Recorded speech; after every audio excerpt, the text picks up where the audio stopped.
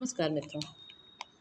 आज हम ICSE board के हिंदी पाठ्यक्रम की श्रृंखला में सूर्यकांत त्रिपाठी निराला का जीवन परिचय और उनकी कविता भिक्षुक के विषय में पढ़ेंगे।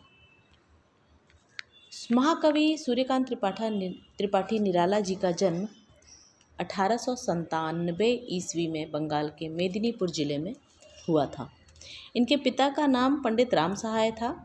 उत्तर प्रदेश के उन्नाव जनपद के गड़ा कोला ग्राम के निवासी थे तथा बंगाल के मेदिनी जिले के महिषादल राज्य में नौकरी करते थे। जब निराला जी छोटे थे तभी इनके माता पिता का असामयिक निधन हो गया था। इन्होंने बंगला, अंग्रेजी, संस्कृत और हिंदी हाई स्कूल की कक्षा तक आते आते सीख ली थी। इन्हें बचपन से ही कुश्ती, घुड़सवारी और खेलों का बड़ा शौक था। इनका पारिवारिक जीवन भी कष्टमय रहा। एक पुत्र और पुत्री को जन्म देकर इनकी पत्नी स्वर्ग सिधार गई। अपनी पुत्री सरोज का विवाह इन्होंने किया, पर थोड़े ही दिनों के बाद उसने भी आंखें मूंद ली। 1916 में इन्होंने जूही की कली की रचना की। 1922 में रामकृष्ण मिशन के पत्र समन्वय का संपादन किया और 1923-24 में मतवाला का संपादन किया। 3 वर्ष बाद ये लखनऊ आ गए और गंगा पुस्तक माला का संपादन करने लगे। ये स्वभाव से ही विद्रोही और निर्भीक स्वभाव के थे। ये बहुत ही स्पष्टवादी थे। निराला जी बहुमुखी प्रतिभा के धनी थे।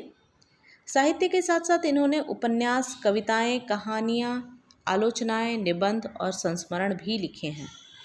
इनकी मुख्य काव्य रचनाएं हैं परिमल, गीतिका, अनामिका, तुलसीदास, कुकुरमुत्ता, अणिमा, अपरा, बेला, नए पत्ते, आराधना, अर्चना आदि।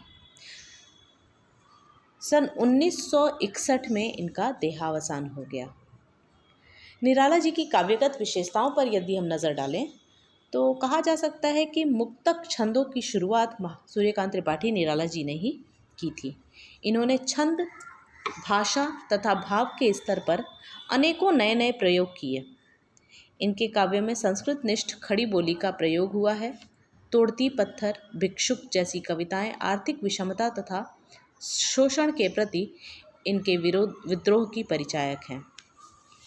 इनकी सरोज स्मृति कविता हिंदी का अन्यतम शोक गीत है। सरोज इनकी पुत्री का नाम था, जिसकी मृत्यु के बाद उसकी स्मृति में उन्होंने ये कविता लिखी थी। भारतीय संस्कृति के प्रति इनकी पूर्ण आस्था थी। इस कविता का सारांश भी देख लेते हैं। वह भिखारी अपने कलेजे के टुकड़े टुकड़े करता हुआ, अपनी दीनता पर पश्चाताप करता हुआ, मार्ग में प्यासी निगाहों से सभी को देखता हुआ आता है कि कहीं से उसे भरपेट भोजन की प्राप्ति हो ही जाएगी। अन्न के अभाव में शरीर का मांस सूख चुका है, इसलिए पेट तथा पीठ के विषय में पता ही नहीं चलता। इसलिए मुट्ठी भर अन्न को प्राप्त करने के लिए वह दर दर जाकर अपनी झोली फैलाता है। अपने दिल के टुकड़े टुकड़े करके वह पछताता हुआ मार्ग पर चलता जाता है। भिखारी के साथ उसका छोटा सा परिवार भी है, जो बाएं हाथ से पेट मल रहे हैं तथा दाएं हाथ को भीख के लिए मांगने के लिए लोगों के सामने फैला रहा है। भूख प्यास से व्याकुल होकर जब उसके होंठ सूख जाते हैं, तब वह ईश्वर से प्रार्थना करते हैं और रो रो कर अपने आंसुओं को भी सहन कर जाते हैं। कभी वे किसी का झूठा खाते हैं, कभी कभी कुत्ते उनसे झपट कर खाने को तैयार रहते हैं। केंद्रीय भाव इस कहानी के लिए हो सकता है। प्रस्तुत कविता लेखन का मुख्य भाव भिखारी के प्रति अंतर्वेदना को जागृत करना है तथा एक गरीब किस प्रकार से अपना दुखमय जीवन व्यतीत करता है और हमारी उसके प्रति किस प्रकार की भावनाएं होनी चाहिए। हमें गरीबों के प्रति संवेदनशील होना चाहिए। वह भी समाज का हिस्सा है, उनके दुख को कम करने का प्रयत्न हमें करना चाहिए।